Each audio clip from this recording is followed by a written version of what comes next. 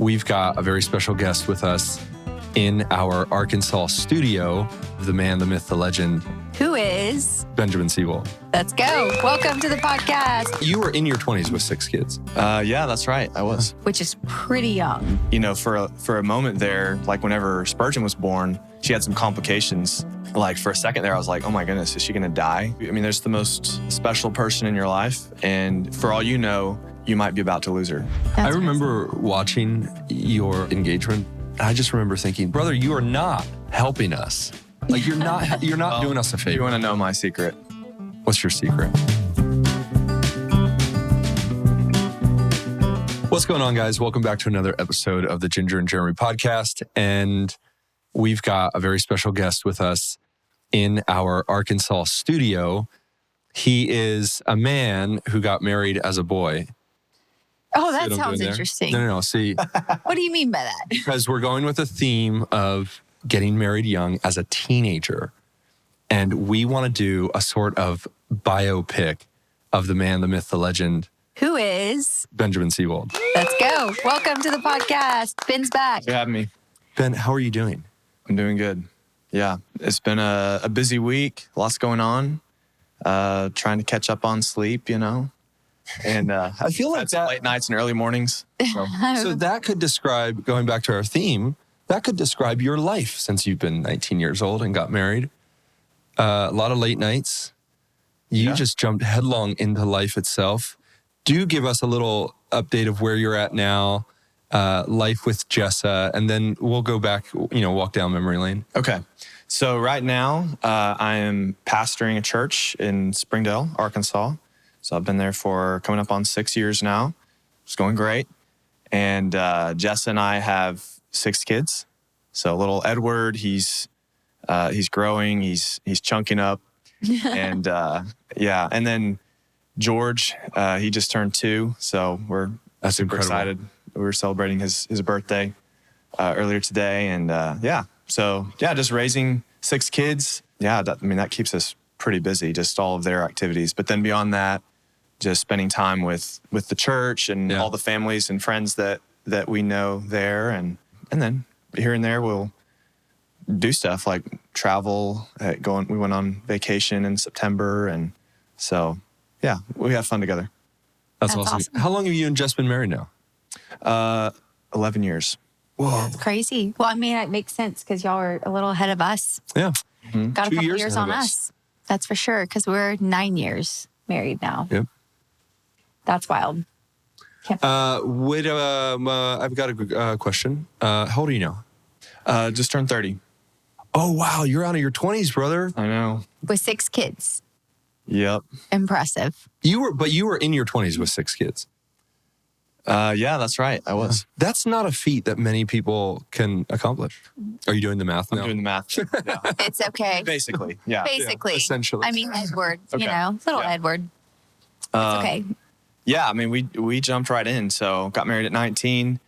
And then, so we got married in late 2014. Yeah. And then Spurgeon was born in late 2015. So basically a year later. So we were... That's amazing. Had our first kid. So I think maybe in like conservative Christian circles, it wouldn't be so uncommon to see teenagers get married.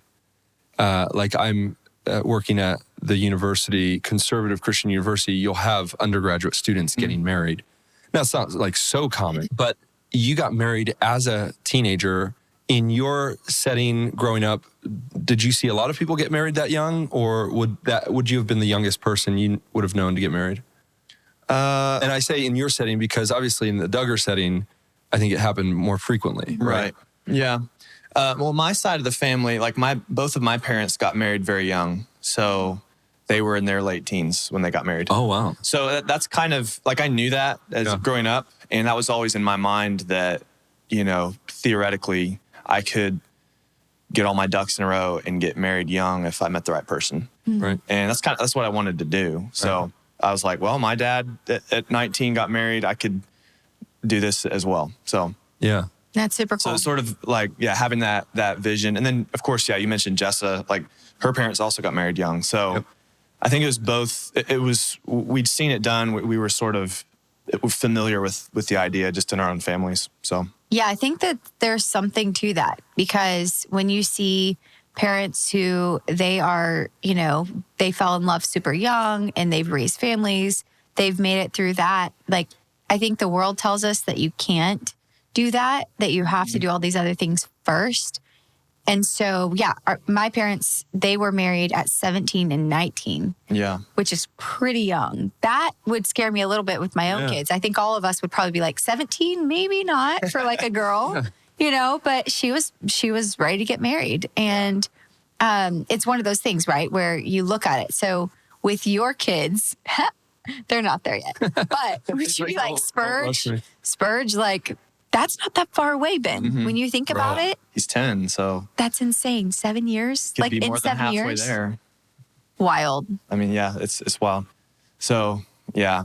But, and like you mentioned, I think like having people being used to that, not having all of your achievements that maybe you would think of as, I have to have this done and this done and this done before I get married. But I know for my parents, like, they didn't have much starting out. I mean, you usually don't have much starting out as an 18-year-old. Right. But they kind of knew what they were getting into, and they're like, my dad was a hard worker, and so he had a job. So they didn't have much, but they were, they had love, and that's what kept them going. Yeah. So you're looking back now at 30 years old and looking at 19-year-old Ben. Do you think, and not in a way of like wishing God's providence was different, but like thinking like, whoa, what was I thinking? Like, obviously you're grateful for Jessa and what life has become.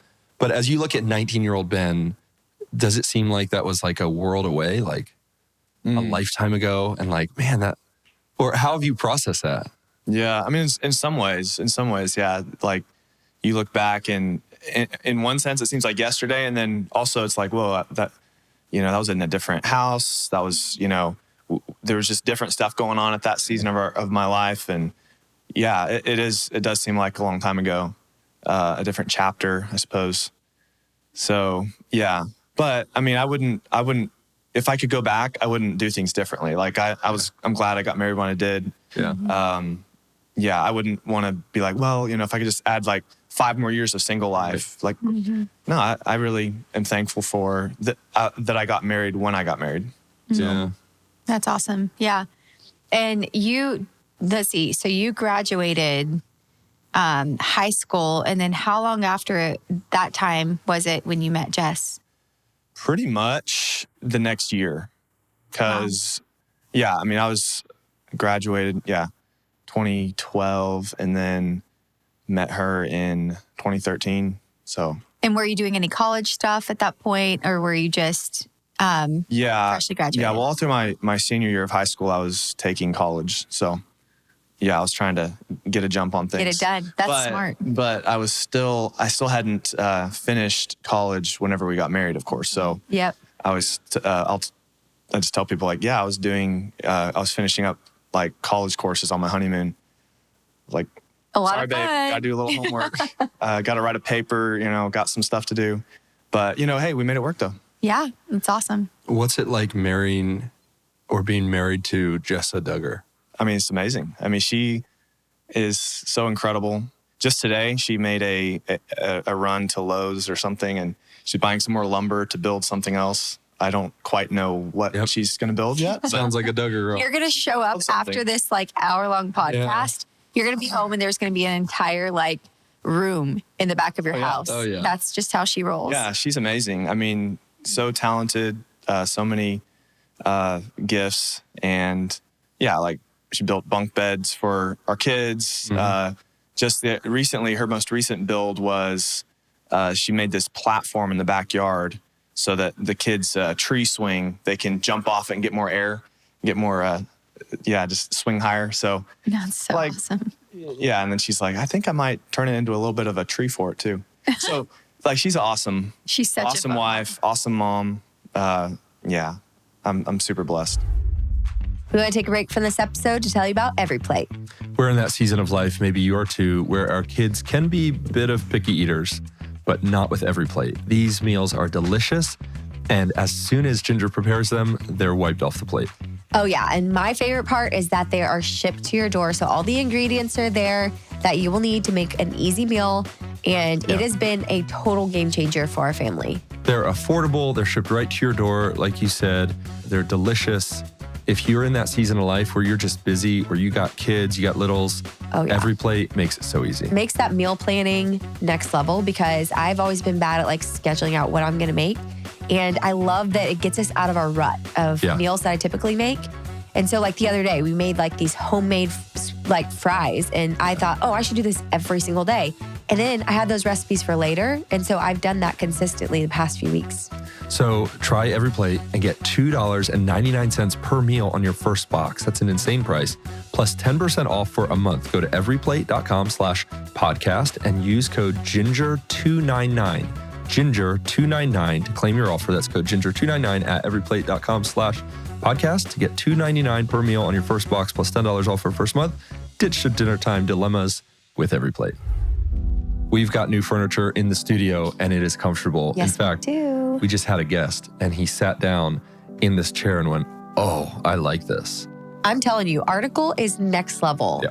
A lot of my siblings, even a couple of years ago, bought amazing couches, and that furniture, it will last you for years. It's incredibly quality, crafted well, and so you don't have to worry. When you invest in Article, it's going to last you. Honestly, that's probably the best endorsement you could give. We could just go off script and say, yeah, some of the Duggars have bought Article. Oh, yeah. And it's survived for years. Yes, it's actually it's in incredible. Good condition. That's with all those kids climbing all over it. Yep.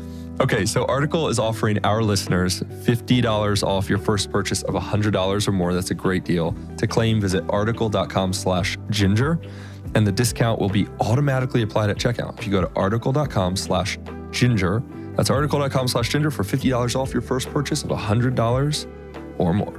Now back to the episode. I love it. Okay, so we have to talk about that. Some of the Duggar girls, I'm saying Duggar girls, I was a Duggar girl, but some of them are very good with their hands. Some of them are very, very good at building things. Mm-hmm. Others, not so much. So it's interesting when you look at Jessa and Jana, they have this same skill set and drive. So they get a vision of like what could happen. I remember asking Jessa something about the playground. When I wanted to get Felicity, we were talking about it and we were like, should we get her a playground? Should we not? She's like, oh, get this play set. And then I said, okay, that one looks great, but it's not yours. And she goes, yeah, well, we added on some things because I wanted to like have stairs to the play set. And I was like, I love how Jessa's has stairs. She told me, oh, that didn't come with the play set. I just built those. And I was like, of course you did. So I'm not going to be able to just order it and put it together. That's not enough. Jessa will add things to it. She's like, oh, it's missing this. It's missing that. Let me add it. Let me build it. And I love it. It's like super, super cool how she has that gifting. Mm-hmm. And it makes me wish a little bit that I had listened more and pulled out my DeWalt when my dad was doing projects. But, you know, everyone has their different skill sets and gifts. And so like, that's kind of her thing. And I love it. Others of you are talented in other ways. So, but would she ever get you into trouble? So this is something like, they might not have the same skill set, but they have the same drive and determination. Like Jessa going to Home Depot to get lumber today. And then I would come home and Ginger's like 7 months pregnant and she's chosen to put the Christmas lights up on the house, or she's mowing the lawn, or she's taking all of our trash out, or she's getting rid of a massive branch that fell in the front yard. And my neighbors are looking at my pregnant wife and I'm nowhere in sight, brother. And they're just thinking, what kind of delinquent? They started asking about it. And I was like, I'm sorry. To the point where I would come home and be like, Ginger, no, you didn't do that. No, Ginger, I will do that. Like, please. He's like embarrassed. Please let me do that. Have you ever been in that predicament where you're like, Jessa, you're going to the hospital to give birth tomorrow. Put the playset down. Well, yeah, it was funny. Whenever we first got married and Jess was pregnant with Spurgeon, she didn't have any other kids to stay home and take care of, so she always wanted to come to work with me. And at that time, during the summers, I was doing a lot of lawn care. And so she would come and mow the lawn with me. And I would weed eat, she would mow. You know, it was all part of the process. But Grandma Duggar, had a few things to say about that. And, she would say, "Oh, she Jessa, shut it I don't down. know if you should be riding that lawnmower because that might not be safe for the baby. All that bumping and wow, that's awesome. so, but yeah, Jessa's like, I think it's probably fine. I mean, it's not like I'm going off any jumps or anything. Right. Oh my goodness. But yeah. So. That's hilarious. Wow, that's wild. So looking back now, I mean, it's been 11 years, you said, right? 11 years, marriage, 12 years? 11. Yeah. And obviously, like, life has its ups and downs, and there's all sorts of challenges we walk through as a married couple. How have you seen the Lord kind of maturing you through that? And do you look back and go like, oh man, I'm handling things so different than I think I would have when I was a 19-year-old kid married? Like, what's the Lord done in your relationship with Jess, but even in your own, growing in maturity? Yeah. I mean, he's still working on me. So I'm still, still trying to figure things out in certain ways. Like not too long ago, I was like, oh man, even because even things that you think you've learned, that you sometimes you get complacent and you think you've learned is a good term. Yeah, you realize like, oh, like I know I'm supposed to be a good listener, but I'm actually not being a good listener right now. Right. And there was a time when I was doing that, but I need to work on this again. Yeah. Or I've gotten a little selfish. It's always. You've always got something to learn, but you can look back though, and hopefully can find some encouragement that God's brought me along and knocked off some of my rough edges. So I think one thing that the Lord has been teaching me is I need to encourage my wife more, and it's part of what it says in 1 Peter 3 that husbands should live with their wives in an understanding way. Yeah, and so that means you're continuing to pursue your wife and know her, and what are her burdens, what are her challenges, what are the things that are on her mind, on her heart, and how can I be a blessing to her? How can I lead well? And so, I mean, for me, like I look at Jessa, and she's someone who tends to be kind of harder on herself and a very driven person, but also sometimes she can be a little hard on herself and feel like she's not doing well in this area or that area. And so seeing that, I've been learning like, all right, I need to be more of an encourager. Like, I don't need to be the husband who's coming along and saying, hey, you need to work on this, you need to work on that. Like, she's already giving herself enough of that. My place is more to, in this season anyways, to be, hey, like, you're doing good in this, you're doing good in that, and just helping her see how God is at work in her life.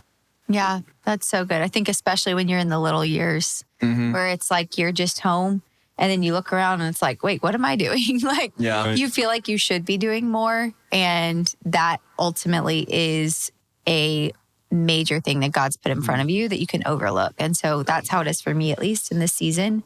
And so, that encouragement, that definitely does make a world of difference.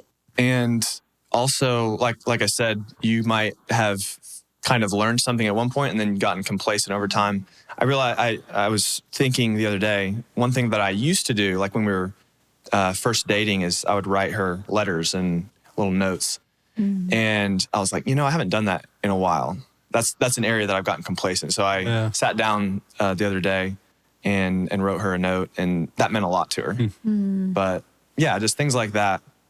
It can be verbal encouragements, but if you write it down in your own handwriting, and then she can kind of look back on that's very so meaningful. Well, Ginger was just saying I thought that same thing. I had that same kind of like convicting thought, because you were just saying there's a few things you look back on and see, like in your Bible or something that I've written, and notes. There's an intentionality. It's funny, like marriage, I wonder what your thoughts would be on this, Ben. Marriage, when it begins, there's a lot more of those little expressions of love. Like, you wake up every time you leave for work, you leave a note or a chocolate or something. There's these little expressions, and maybe like the residue of puppy love, but it's genuine love and it's genuine expressions of love. And then some of those things, aren't as frequent or wear off, and yet the depth of love, in your relationship, it's going much deeper because it's not theoretical, it's experiential. Like you're living through having 6 kids and becoming adults together and growing into life and all of this stuff. And yet those smaller expressions never lose their value or their worth, Yeah. And we need to be careful that we don't allow just the wear of time to keep us from expressing ourselves the way we once did more frequently. Does that make sense? Yeah, there's, to continue pursuing your spouse and investing romantically in the relationship. Yeah. I think there's a lot of like just excitement and the warmth of affection, like when you first are falling in love, first get married. But as time goes on, it takes work, to continue being romantic and being thoughtful. You don't want to just like fall into kind of a routine of just life and you get busy and it's like, well, my spouse already knows that I love her. Mm-hmm. Yeah, but have you told her lately? Have you? So just it's important to remember. We want to take a break from this episode to tell you about Cozy Earth. It's actually a surprise that people have not been robbing our house because every time we have guests over and they use the classic cuddle blanket, I'm surprised they don't just take it with them. Oh yeah. I mean, that bubble cuddle blanket is next level. And we actually have had somebody take the sheets right off the bed. We did? Well, I gave it to them because they loved our sheets so much in the guest room. I was like, go ahead, take them home. Did you really? So they legit took them off the bed, put them in their carry-on backpack because that was the only room they had, and took the sheets home. And then I got us more sets. So yes, It was so great. I mean, almost everybody that uses the guest bed sheets, they're like, oh my word, this is great. We have them on all the beds. If we were having this conversation with you in person, which would be great, we wouldn't need to like try to sell you Cozy Earth. We would just go, feel this or lay down in here. the pajamas. They're amazing. They're unbelievable. Perfect. I almost feel like trying to sell it is like, just go to Cozy Earth. So here's what you got to do. Go to CozyEarth.com, use code GINGER for up to 20% off across the site. If you get a post-purchase survey, tell them that we sent you here at the Jinger Jeremy Podcast. At CozyEarth.com, use code GINGER, up to 20% off. It's a great deal. You'll get stuff you love. And I don't know, trust us. I mean, just try it. They have a 100-night satisfaction guarantee. If you don't like it, send it back, get your money back. There's nothing to lose here. Yeah, you got to try it out. We want to take a break from this episode to tell you about trust and will. This becomes such a critical part of becoming a parent and growing in responsibility in your life is ensuring that your loved ones are taken care of once you're gone. And having a living trust has been so important for us. As I think about our daughters, as I think about my son, making sure that if anything happens to us, who's going to care for them? Who's going to get the money, the house? Having a living trust is critical to caring for your loved ones. Oh yeah, and trust and will, they make it super easy to safeguard your children's future with a stronger, smarter estate plan. Yeah, they help you with generational planning. They make sure that there's peace of mind, knowing that everything has been sorted out. We've set up a living trust for ourselves. We've now moved over to Trust and Will. They're a phenomenal resource. You want to check this out. And now it's the best time to do it because you can go to trustandwill.com/ginger. That's trustandwill.com/ginger and get 20% off. It's a great deal and it's really going to set you up for the rest of your life and care for your loved ones. So go to trustandwill.com/ginger, get 20% off and you won't regret it. This is part of loving those in your life and being a faithful steward of what God's given you. Yeah. Now back to the episode.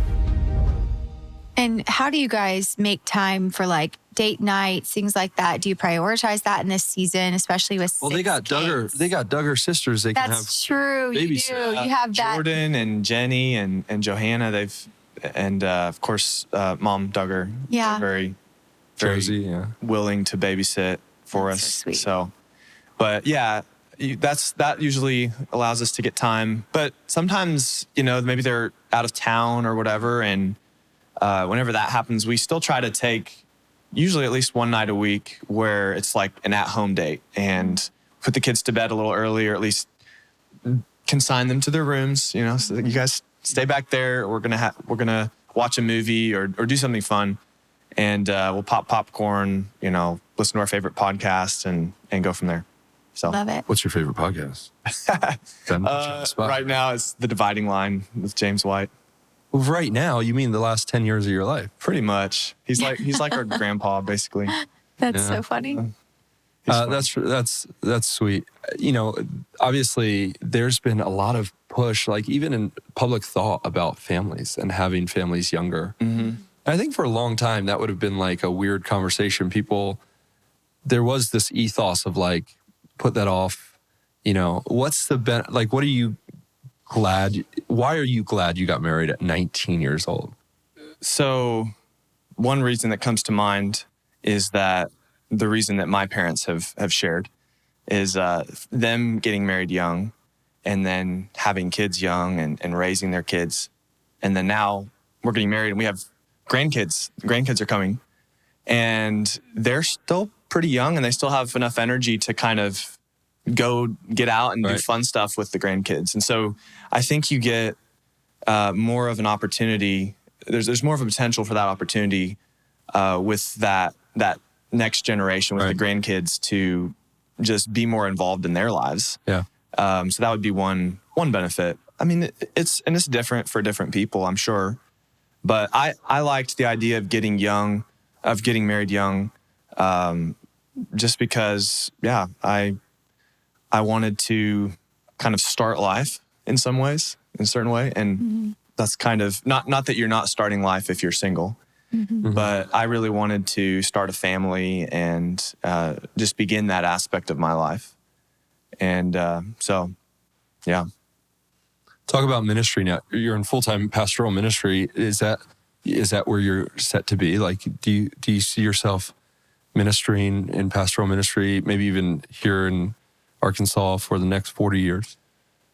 Yeah. I mean, unless something changes, but that's where God has me right now. And my mentors, the pastors that have invested into me, really, that was one thing they really pushed, is just like contentment with where you're at and not viewing ministry as like a kind of like a career ladder. Like, well, where's the bigger church? Where's the bigger city that I can be in? But really pointing me to examples of faithful people who kind of served in small and obscure places. Yeah. And it's not to say that, it's wrong to go from one church to another or one city to another, but not to feel like this pressure, like, oh, that's the goal or that's what success looks like. Right. Like stepping stones. Yeah.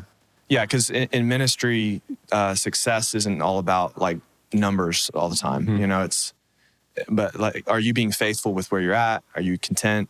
And so, I intend to be at this church. I could be here my whole ministry if that's the Lord's plan. So that's awesome. I think it's super cool to see how God put you in that position at that church, because I think your heart was always ministry focused. But big time, yeah. It was like from the juvenile detention centers. I remember you going there and then like connecting with these guys, pouring into them. And it's just cool to see how, I don't think Jessa probably ever expected that she would marry a pastor. Yeah. I'm just like, I think that she has that skill. She may not think that she does half the time, but she has such a heart for people. And I love to just see you guys ministering, serving the Lord together. I always get emotional with these things. Why do I do that? It's so terrible. But it's so sweet to see how you served when no one else was like really paying attention. You just gave of your time, went down to the juvenile detention centers, wherever it was, or just connected with people who needed mentors. And then now seeing how you're in this pastoral position, it's just a joy. It's a heart of a true shepherd. See how the Lord's given you that to steward. And you don't feel you have to say anything, Ben. You just take the compliment. Why do I cry all the time about sweet, these things? I need tissues. Here, I'll get you tissue. I always need tissues. You love your sister so much. It's so true. Yeah, you guys, that's... Besties for the resties. Yeah. Thank you.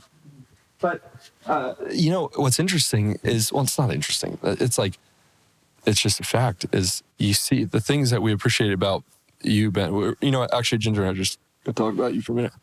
Let's just talk about Ben. Talk about Ben. Some of the things, earmuffs.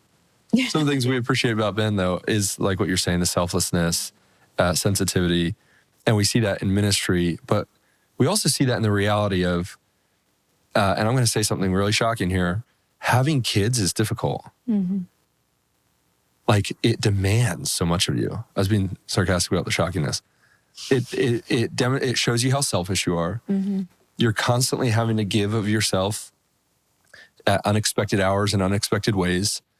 And you're 30 years old and you got 6 kids. Like, that's demanded something of you in terms of like the formation of your soul, you know? Like, the Lord's gonna press you into, you know, caring, sensitivity, a love for others. You don't really have the option of, you know, folding in and looking inward and just being self-centered with all those mouths to feed and souls to shape. I don't know if you have to respond to that. It's kind of a difficult thing to respond to about yourself, but. Yeah, well, I mean, yeah, I would agree, like having kids does, if you're going to be a good parent, like you got to really give of yourself. Yeah. And so, but yeah, seeing how Jess has done that has been inspiring. Yeah. And also just the different role models God's given me, like watching my own parents. And so, yeah, it wasn't something that I had like no idea or no concept of like what this would look like necessarily, because I had such great role models around me to see. But yeah, but still it is hard whenever I remember, I guess I would have been about 20 at the time, and Spurgeon had just been born, waking up in the middle of the night, which is not something that I was used to doing, changing his diaper like several times. Like, okay, this is different. It was hard, you know, but you know, it comes with the territory. So like I had some new, I got myself a new, Christian rap album, got some Triple E, and I would just put in my headphones and you know, at 2 a.m. and listen to a little Triple E while I changed his diaper. And then the next day, you know, you'd have somebody coming with the meal train with the food. So that, you know, there were little things to just brighten your day and kind of get you through. Yeah. And obviously, yeah, Jessa had all of her recovery was a lot more involved. Right. And, you know, for a moment there, like whenever Spurgeon was born, she had some complications. And like for a second there, I was like, oh my goodness, is she going to die? You know? Yeah.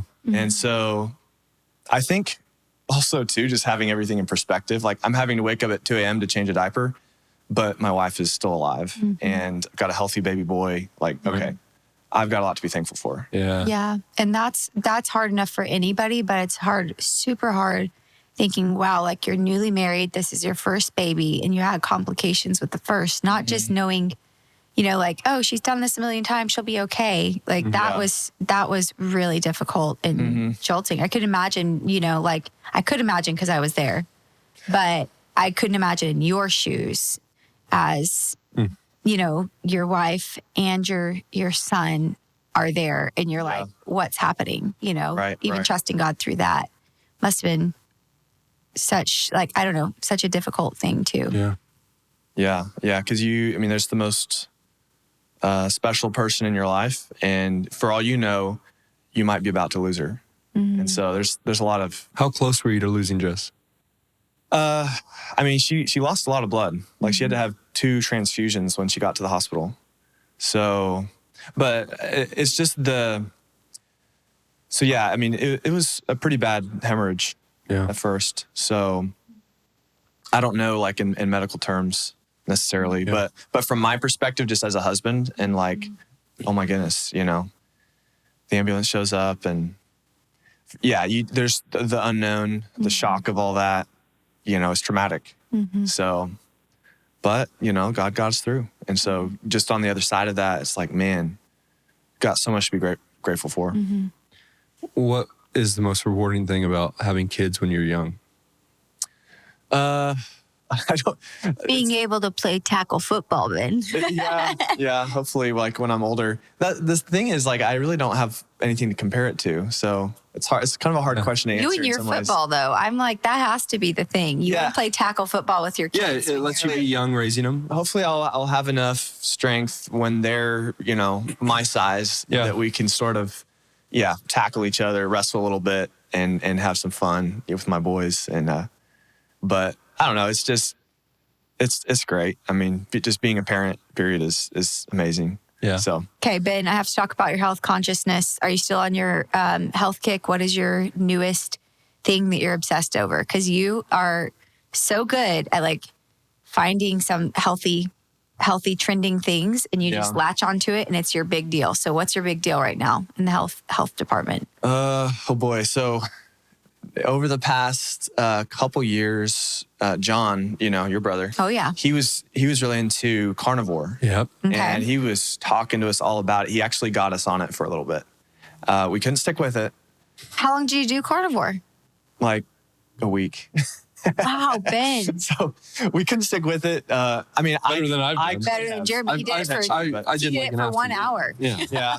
Jessa was One lunch. She was breastfeeding at the time, and it really dropped not her milk great. supply, so she had to get off of it. Yeah. And I was like, well, if I'm gonna be doing it by myself, that's not as fun. Yeah. So, You need but to do it. I think there seems to be a lot too. Like as John is sharing all this information with us, and some of that you kind of think, well, there might be something to this, and then just seeing the results he got. So what I'm kind of doing right now is just sort of a modified carnivore where I'll still eat vegetables, I'll still eat other things, but I really, really try to limit bread and pasta and grain and like those kinds of carbs and sugar. So like right now through the holidays, I'm trying to do I love ice cream. Oh, same. I love ice cream. Oh, It's yeah. my weekly tradition. But even with that, I'm like, I found this ice cream that's sweetened only with raw honey. John and Abby told us about it. So We tried it at their house. It's so good, guys. So I don't that's even know what what I've been it's doing. called. Brand. People are going to want to know what brand it is. It has a bear on the front. it's a bear on the front. It has a bear on the front, and it's probably at Whole Foods or Sprouts. Yeah, it's Any amazing. health food store. So the mint chocolate chip, oh my goodness, so good. So that's what I've been doing for dessert, and then just for meals, I've been trying to just watch my portion sizes.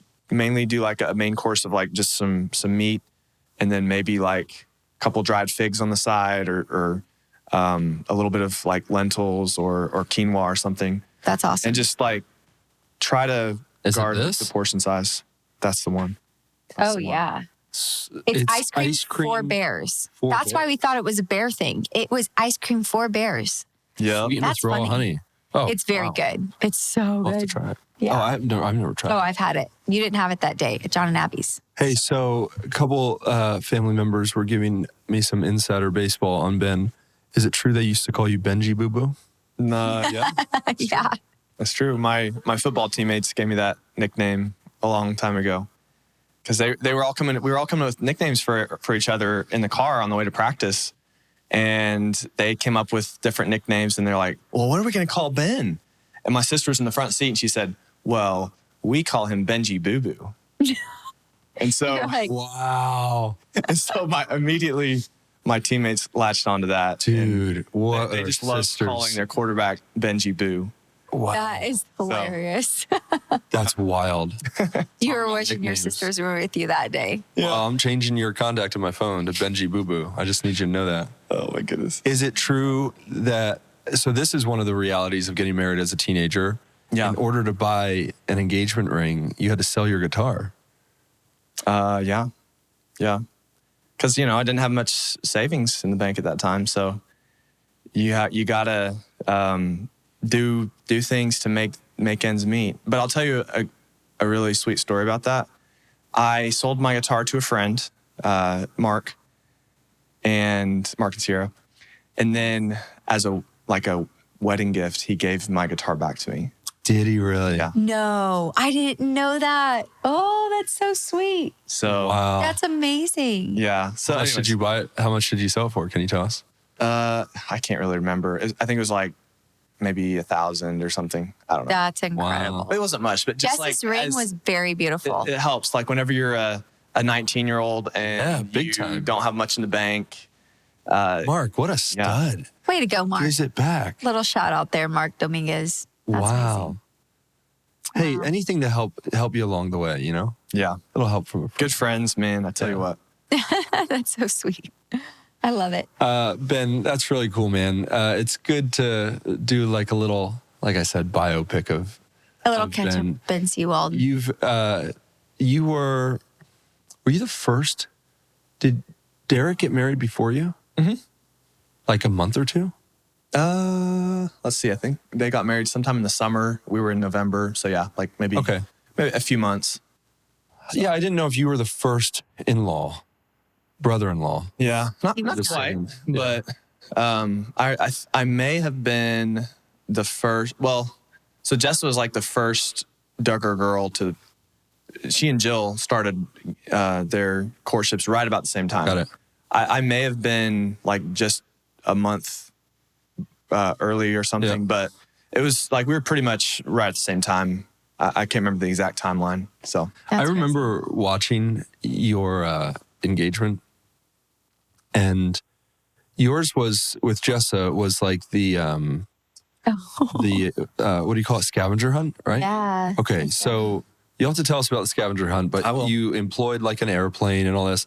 So I'm watching this, and I think some people in my church were watching it, and I wasn't really tuned into the Duggar show or anything. Mm-hmm. And I just remember thinking, this is so unhelpful to guys trying to get married. Yeah. Because it's raising expectations. And so now girls are going to not only want a guy who's got a good job, a handsome cat, loves Jesus, but he's flying her around in private planes, crystal cathedrals to propose to her. And I'm just going, brother, like I'm thinking to you, didn't know you. I'm like, brother, you are not helping us. Like you're not doing us a favor. You want to know my secret? What's your secret? You got to have a crew of like older people around you that have seen a lot of engagements to give you advice. I thought you were Like going to say it's helpful to know a guy who owns a plane. So the truth of it, if I can just get really honest. The truth of the matter is. And full disclosure. So Scott and a lot of our film crew. Oh, the TV producers had to play. Oh, like I never would have thought. Say like, so Ben, what if we did this? What if we landed in Eureka What if Springs? you did the scavenger hunt? Like, wouldn't that be a cool idea? So like, I'll just say not all of these ideas were purely original to me. Jeremy thought they were. Well, again, even less helpful of like, now cool. I've got to have a film crew footing the bill for this thing.